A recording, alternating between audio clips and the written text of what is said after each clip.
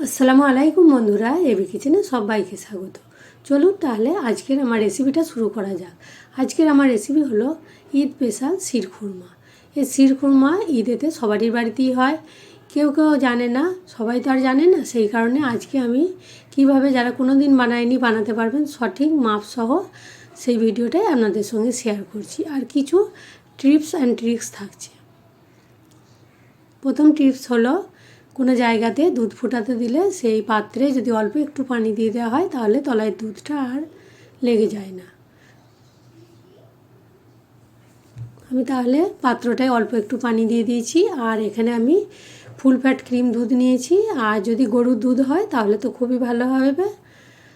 আর এখানে আমি বাজার থেকে ফুল ফ্যাট আমুল গোল্ড যে দুধ হয় সেটাই 1 প্যাকেট নিয়েছি। এখানে আমি হাফ লিটার দুধ নিয়েছি। হাফ লিটার দুধেতে সঠিক কতটা কি পরিমাপ লাগবে সেগুলোও বলে দেবো। দুধটা আমি ফ্রিজে রেখেছিলাম, বরফ হয়ে গেছে, সেই কারণে বরফটা ছাড়িয়ে নিচ্ছি। দুধটা ওদিকে ফুটতে লাগুক। আর এখানে আমি আমন্ড আর খুরমা এগুলোকে সারা রাতের জন্য ভিজিয়ে রেখেছিলাম, দিয়ে নরম হয়ে গেছে। খুরমাটা তো পানি পেয়ে পুরো ডবল হয়ে গেছে, খুরমা তো এমনিতেই খুব শক্ত। এভাবে রাতে যদি ভিজিয়ে রেখে দেওয়া হয় খুবই নরম হয়ে যাবে, আর আমন্ডটাও নরম হয়ে যায়।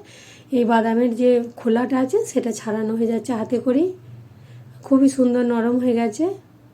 এগুলোকে আমি সব খোলাগুলোকে ছাড়িয়ে নিচ্ছি, নিয়ে পাতলা পাতলা পিস করে কেটে নেব। তাহলে যারা আমার এই ভিডিওটা দেখছেন অবশ্যই ভিডিওতে ভালো লাগলে লাইক দেবেন এবং বন্ধুবান্ধবদের সঙ্গে শেয়ার করবেন, আর কমেন্ট করে জানাবেন কেমন লেগেছে। আপনাদের কমেন্ট শুনে আমার ভিডিও বানাবার আগ্রহ আরও বেড়ে যাবে। আর যদি নতুন বন্ধু হয় আমার চ্যানেলে অবশ্যই সাবস্ক্রাইব করার অনুরোধ রইল। খুরমাটা নরম হয়ে গেছে, সেই কারণে ছুরি করে কাটা যাচ্ছে, নাহলে খুরমা যা শক্ত হয়। দিয়ে এর বীজটাকে বের করে দিচ্ছি। এখানে আমি হাফ লিটার দুধে আর সিমইটা আছে মাত্র 20 গ্রাম, সেই কারণে আমন্ড তারপরে খুরমা এগুলো সবই পরিমাণে অল্প নিয়েছি। যে যতটা পরিমাণ করবে সেইভাবে হিসেব করে পরিমাণটা বাড়িয়ে নিলে হবে।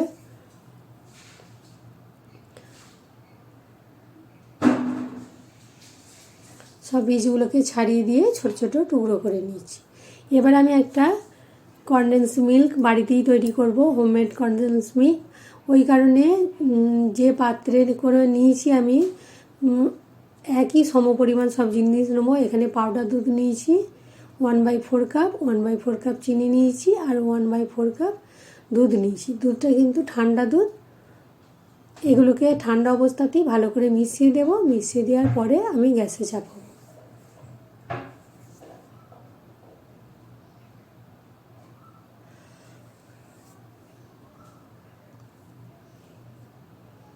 তিনটে একসঙ্গে খুব ভালো মিশে গেছে। এবার আমি গ্যাসের ফ্লেমটা লো করে গ্যাসেতে চাপিয়ে দেব। এটা যদি কেনা কনডেন্স মিল্ক দেওয়া হয় তাহলেও হবে, বা এইভাবে তৈরি না করে পাউডার দুধকে একটু দুধ দিয়ে ফুটিয়ে করে গুলে দিলেও হবে। এভাবে তৈরি করে দিচ্ছি। এর জন্য আমি আর চিনিটা আলাদা করে দেব না। আর এর থিকটা যাতে ভালো হয় সেই কারণে 1 চিমটি আমি এখানে খাবার সোডা দিলাম। আমার একটু ঘনত্বটা বেশি হয়ে গেছিলো, আরও আগে নামিয়ে নিতে হতো। ওটা অন্য পাত্রে একটা ঢেলে নিচ্ছি। আর এদিকে আমি কড়াইটা চাপিয়ে দিলাম। এই ড্রাই ফ্রুটস যেগুলো দিয়েছি ওগুলোকে ভেজে নেব। আর ড্রাই ফ্রুটস আর সিমুই ভাজার জন্য কিন্তু এখানে ঘিয়েরই ব্যবহার করা চলবে, তেল করলে টেস্টটা তো একদমই ভালো আসবে না, সেই কারণে এখানে ঘিয়ের ব্যবহারই করা দরকার। আমি এখানে ঘি নিয়েছি, 2 থেকে 3 চামচ ঘি নিয়েছি। দিয়ে প্রথমে আমি আমন্ড আর খুরমাগুলোকে ভেজে নিচ্ছি, কারণ ওগুলো ভিজে নরম হয়েছিল, ভাজতে বেশি কিছুটা সময় লাগবে। আর গ্যাসের ফ্লেমটা কিন্তু আমি মিডিয়াম রেখেছি।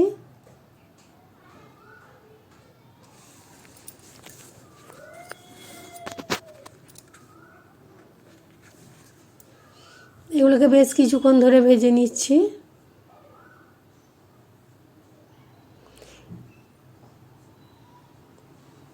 এই শিরখুরমাটা এত সুন্দর খেতে টেস্ট হয়েছিল, একদম রাবড়ি টাইপের, মুখে লেগে থাকার মতো। যে একবার খাবে সে তো মানে খেতেই চাইবে, আর বাড়িতে আপনার মেহমান লোক এলে তো খুবই প্রশংসা করবে। খুবই সুন্দর টেস্ট হয়েছিল। ওগুলো কিছুক্ষণ ভাজার পর যখন একটু হালকা কালার এলো, তারপর আমি এখানে কিছু কাজু আর কিশমিশ দিয়ে দিলাম। কাজুগুলোকে ছোটো ছোটো টুকরো করে নিয়েছিলাম। পেস্তা থাকলে দিলেও হবে, আরও যদি কিছু ড্রাই ফ্রুটস থাকে দিলে হবে। আমি আর বেশি কিছু দিইনি, আর একটু তুলে রাখলাম উপর থেকে সাজিয়ে দেওয়ার জন্য। আর বাকিগুলো দুধের মধ্যে আমি দিয়ে দিয়েছি। দুধটা কিন্তু ফুটে ফুটে আমার ঘনত্বটা প্রায় অর্ধেক হয়ে গেছে দুধটা। আর এখানে আমি চিনির ব্যবহার আর করিনি, কনডেন্স মিল্কে যে চিনি দিয়েছিলাম অতি হয়ে গেছে। এখানে আমি হালকা মিষ্টি দিচ্ছি, মিষ্টি পরিমাণটা কেউ বেশি চাইলে আবার দিতে পারে। আর এখানে আমি 20 গ্রাম ভাজা সিমই নিয়েছি। সিমইটা একটু হালকা ভাজা ছিল, সেই কারণে ঘিয়েতে এমনিতে অল্প কিছুক্ষণ ধরে ভাজলে হবে, কিন্তু আমি বেশ ভালো করেই লাল মতো করে ভেজে নিচ্ছি। যত লাল মতো করে ভাজা হবে সিমইটা তত তাড়াতাড়ি গলবে না, বেশ গোটা গোটা থাকবে। সিমইটা বেশ ভালো করে ভাজা হয়ে গেছে। এবার আমি দুধের মধ্যে দিয়ে দেবো। দুধে দেওয়া হয়ে গেছে, ওই ভিডিওটা স্কিপ হয়ে গেছে, দেখানো হয়নি। দুধে দিয়েও লো ফ্লেমে আমি এখানে 8 থেকে 9 মিনিট সিমইটা ফুটিয়েছি। যখন সিমইটা ফুটে দুধে আর সিমই ঘনত্বটা আরও গাঢ় হয়ে গেছে, তখন আমি বন্ধ করে দেব। আর বন্ধ করার আগে এখানে আমি 2টো এলাচের দানা বার করে, আর কনডেন্স মিল্কটা দিয়েছি।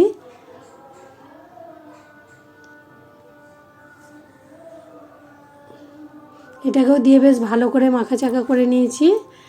আর এখানে আমি 2টো এলাচকে, যে সবুজ এলাচ হয় সেই এলাচের দানাগুলো বার করে গুঁড়ো করে নিয়েছি। এলাচ পাউডার দিলে অত সেন্ট হবে না, টাটকা যদি ওই দানাগুলো সবুজ এলাচের বার করে গুঁড়ো করে এইভাবে দেওয়া হয়, এর ফ্লেভারটা খুবই সুন্দর সেন্টটা আসবে। ঘনত্বটা খুব সুন্দর হয়ে গেছে। এবারে আমি বন্ধ করে একটা বাটিতে তুলে নিচ্ছি। আর বাকিটা ফ্রিজে ভরে দেবো। যদি ঠান্ডা ঠান্ডা খাওয়ার হয়, ঠান্ডাটা খেতে তো আরও সুন্দর লাগে। এবার উপর থেকে তুলে রাখা ড্রাই ফ্রুটসগুলোকে দিয়ে দিচ্ছি। আর আমি আর পেস্টটা কিছু উপরে দিয়ে দিচ্ছি, দেখতে ভালো লাগবে বলে। তাহলে দেখতে পাচ্ছেন, দেখতে যতটা সুন্দর লোভনীয় হয়েছে, খেতে এর অপূর্ব টেস্ট। একবার খেলে মুখে লেগে থাকবে, আর যে খেয়ে যাবে সে তো আপনার প্রশংসা করবে। আজ এই পর্যন্তই, আবার অন্য রেসিপি নিয়ে হাজির হব। সবাই ভালো থাকবে।